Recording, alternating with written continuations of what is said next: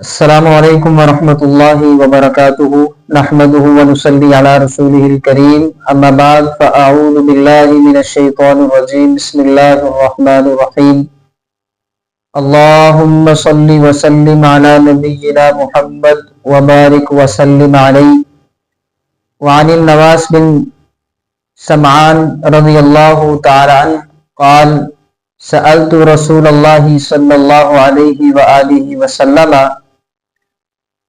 عن البر والإثم فقال البر حسن الخلق والإثم ما حاق في صدرك وكرهت أن يطلع عليه الناس رواه مسلم أو كما قال النبي صلی اللہ علیہ وآلہ وسلم۔ عزیز طلبہ و طالبات، اللہ تعالیٰ کی توفیق سے آج ہم کتاب الجامعہ کی تیسری حدیث پڑھیں گے۔ اس حدیث میں ہم نیکی اور گناہ کے متعلق پڑھیں گے۔ اللہ سبحانہ و تعالی پہلے مجھے پھر آپ کو عمل کی توفیق عطا فرمائے۔ حضرت نواس بن سمعان رضی اللہ تعالیٰ عنہ کہتے ہیں کہ میں نے رسول اللہ صلی اللہ علیہ وآلہ وسلم سے سوال کیا عن البر، نیکی کے بارے میں، والاثم، اور گناہ کے بارے میں۔ تو نبی صلی اللہ علیہ وآلہ وسلم نے فرمایا کہ جو بر ہے، نیکی ہے، حسن الخلق، وہ اچھی عادت ہے، نیکی اچھی عادت ہے، اچھا اخلاق ہے۔ اگر ہم حسن الخلق کی ڈیفینیشن اپنے معاشرے کو دیکھتے ہوئے کریں تو ہمارے معاشرے میں اس کی ڈیفینیشن یہ کی جاتی ہے: اچھی گفتگو کرنا، لوگوں کے ساتھ ہنس کے مسکرا کے ملنا، سختی کے ساتھ نہ ملنا، برا رویہ اختیار نہ کرنا۔ ہمارے معاشرے میں اس کو حسن الخلق کہتے ہیں، جبکہ حقیقت میں حسن الخلق سے مراد اللہ تعالیٰ کے احکامات کے مطابق اوڑھنا بچھونا، اپنا اٹھنا بیٹھنا، کھانا پینا، لین دین کے معاملات اللہ کے احکامات کے مطابق ہونے چاہیے۔ سورہ قلم کے اندر 29ویں سپارے میں اللہ سبحانہ و تعالیٰ نے سیدنا جناب محمد رسول اللہ صلی اللہ علیہ وآلہ وسلم کا تذکرہ کرتے ہوئے فرمایا وَإِنَّكَ لَعَلَىٰ خُلُقٍ عَظِيمٍ، اے نبی صلی اللہ علیہ وآلہ وسلم، بے شک آپ اخلاق کے اعلیٰ درجے پہ فائز ہیں۔ اب نبی صلی اللہ علیہ وآلہ وسلم کا اخلاق کیا ہے؟ حضرت انس بن مالک رضی اللہ تعالیٰ عنہ نے سیدنا رسول اللہ صلی اللہ علیہ وآلہ وسلم کی 10 سال خدمت کی۔ نبی صلی اللہ علیہ وسلم کے بارے میں سیدنا انس رضی اللہ تعالیٰ عنہ کہتے ہیں کہ آپ علیہ السلام نے ان 10 سالوں میں مجھے کبھی نہیں ڈانٹا، کبھی اف تک نہیں کہا، کبھی یہ تک نہیں کہا کہ انس میں نے تجھے فلاں کام کہا ہے تو نے کیا نہیں، یا یہ کبھی نہیں کہا کہ انس تو نے یہ کام کیوں کیا جبکہ میں نے تجھے اس کام کرنے کا حکم ہی نہیں دیا۔ تو اللہ کے نبی صلی اللہ علیہ وآلہ وسلم نے سیدنا انس رضی اللہ تعالیٰ عنہ کو 10 سال خدمت لی، لیکن ان 10 سالوں میں کبھی اف تک نہیں کہا۔ اسی طرح ہم نبی صلی اللہ علیہ وآلہ وسلم کے شروع دن کے ایام جب نبوت ملی، شروع دن جب نبی صلی اللہ علیہ وسلم نے پہلے دن اپنی دعوت کا آغاز کیا تو لوگوں کو کلمہ پڑھنے کا حکم دیا، قولوا لا الہ الا اللہ۔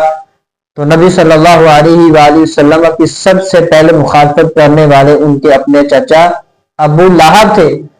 تو نبی صلی اللہ علیہ وآلہ وسلم کے بارے میں ابو لہب نے کہا تبت لک یا محمد، اے محمد تیرے دونوں ہاتھ ٹوٹ جائیں۔ تو اللہ سبحانہ و تعالیٰ نے قرآن مجید کو نازل کر دیا تبت یدا ابی لہب وتب، اے ابو لہب تیرے دونوں ہاتھ ٹوٹیں۔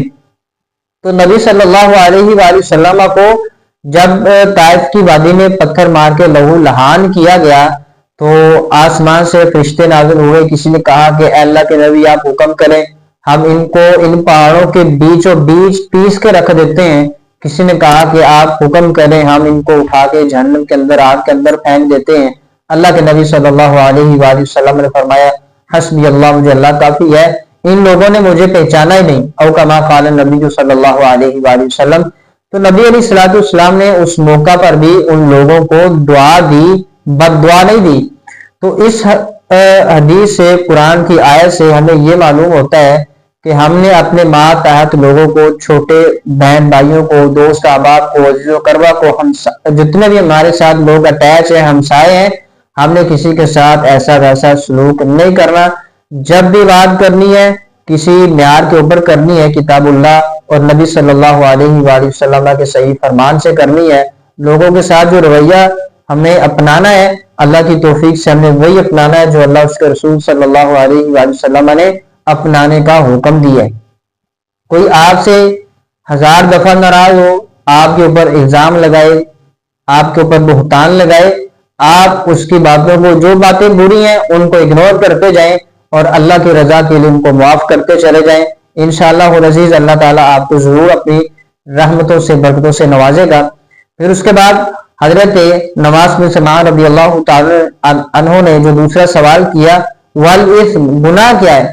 تو نبی علیہ السلام نے فرمایا ما حاک فی صدری، کا گناہ وہ ہے جو تیرے سینے میں کھٹکے، کوئی کام کرنے لگے تو دل کے اندر، سینے کے اندر بے چینی پیدا ہو جائے، خوف پیدا ہو جائے، تو سمجھ لیں کہ وہ کام گناہ ہے اور آپ کے اندر ایمان کی غیرت موجود ہے کہ گناہ کرتے ہوئے، گناہ کرنے کے بعد یا گناہ کرنے سے پہلے یا گناہ کرنے کے دوران ہمیں اس بات کا احساس ہوتا ہے کہ یہ کام گناہ کا ہے، نہیں کرنا چاہیے۔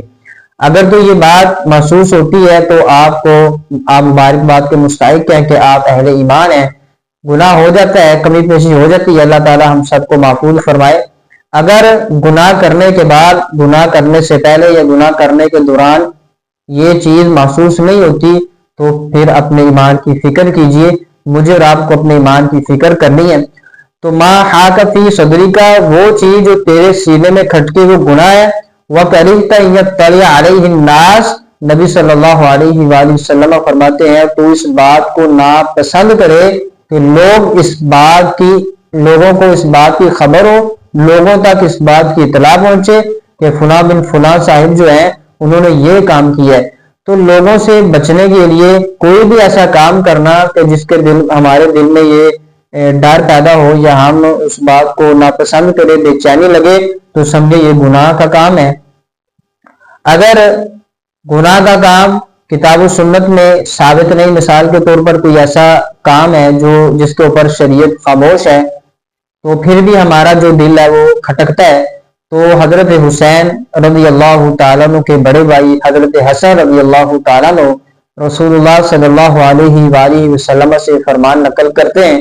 امام ترمذی رحمۃ اللہ علیہ تعالیٰ نے اس فرمان کو اپنی کتاب کے اندر نقل کیا ہے۔ اللہ کے نبی صلی اللہ علیہ وآلہ وسلم فرماتے ہیں جو چیز شک میں ڈالے اس کو چھوڑ دو، اور جو چیز، کیونکہ جو شک ہے اس سے نبی صلی اللہ علیہ وسلم نے بچنے کا حکم دیا ہے۔ شک سے بچنا کیوں ہے کہ نبی صلی اللہ علیہ وسلم فرماتے ہیں جو چیز شک میں ڈالے اس کو چھوڑ دو، کیونکہ شک جو ہے وہ جھوٹ کی طرف لے کے جاتا ہے۔ تو شک سے بچنے کے لیے ہمیں نبی صلی اللہ علیہ وسلم نے بھی یہ تلقین فرما دی ہے۔ جہاں پہ اس بات کا شک پڑ جائے کہ یہ چیز حلال ہے، حرام ہے، ثواب ہے، گناہ ہے، تو نبی صلی اللہ علیہ وسلم فرماتے ہیں کہ اس چیز کو وہیں پہ چھوڑ دینا چاہیے۔ حضرت سعد بن حشام بن عامر اما جی عائشہ رضی اللہ تعالی عنہا سے سوال کرتے ہیں۔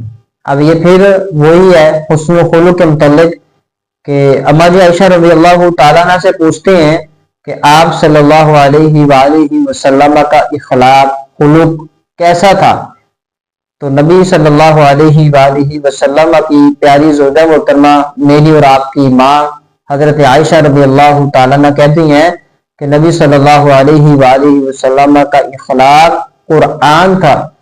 قرآن نبی صلی اللہ علیہ وآلہ وسلم کی شان، ان کی آن، ان کی عظمت کے بارے میں نازل ہوتا رہتا۔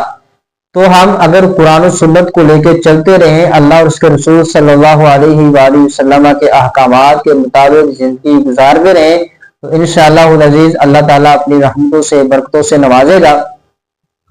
پھر اس کے بعد وَكَرِهْتَ أَن يَطَّلِعَ عَلَيْهِ النَّاسُ، کہ لوگوں تک کوئی ایسا ہمارا پیغام، کوئی ایسی بات پہنچے کہ ہمیں اس بات کا ڈر ہو کہ نہیں پہنچنی چاہیے، تو ایسے کام بھی ہم نے اللہ کی توفیق سے چھوڑنے ہیں۔ اور بعض دفعہ ایسا ہوتا ہے کہ ہم کوئی اچھائی کا کام کرتے ہیں، نیکی کا کام کرتے ہیں، لوگوں کو دعوت دینے کا کام کرتے ہیں، تو ہمارے دل میں ڈر، خوف پیدا ہو جاتا ہے۔ تو اس ڈر اور خوف کے متعلق اللہ سبحانہ و تعالی سورہ مائدہ کے اندر فرماتا ہے لا یخافون لومۃ لائم، آپ نے ملامت کرنے والوں کی ملامت سے گھبرانا نہیں، ڈرنا نہیں ہے، بلکہ کیا کرنا ہے؟ کام کرنا ہے، لوگوں کو نماز کی، توحید کی، سنت کی، اللہ کے ساتھ جڑنے کی، دنیا کو چھوڑنے کی، آخرت کی تیاری کرنے کی دعوت دیتے رہنا ہے۔ آج میں اور آپ اپنے پیسے لگا کے ہم یہ سوشل میڈیا کا پیکج لگائیں، پھر وہاں پہ جا کے ہم سانگ سنیں، فلمیں دیکھیں، ڈرامے دیکھیں، الٹا ہم پیسے بھی لگائیں اور اپنا آخرت کا ستیہ ناش بھی کریں، تو یہ چیز اہل ایمان مسلمانوں کو زیب نہیں دیتی، بلکہ اللہ سبحانہ و تعالیٰ کی توفیق سے ہم نے لوگوں تک اچھا پیغام پہنچانا ہے، اپنے سٹیٹس کے ذریعے، اپنے واٹس ایپ کے ذریعے، فیس بک کے ذریعے، جو کچھ بھی ہم استعمال کرتے ہیں ہم نے پیسے لگا کے دین کا کام کرنا اللہ تعالیٰ کی توفیق سے۔ تو اللہ سبحانہ و تعالیٰ سے دعا کہ اللہ تعالیٰ مجھے اور آپ کو کتاب و سنت کے مطابق زندگی گزارنے کی توفیق عطا فرمائے۔ السلام علیکم ورحمۃ اللہ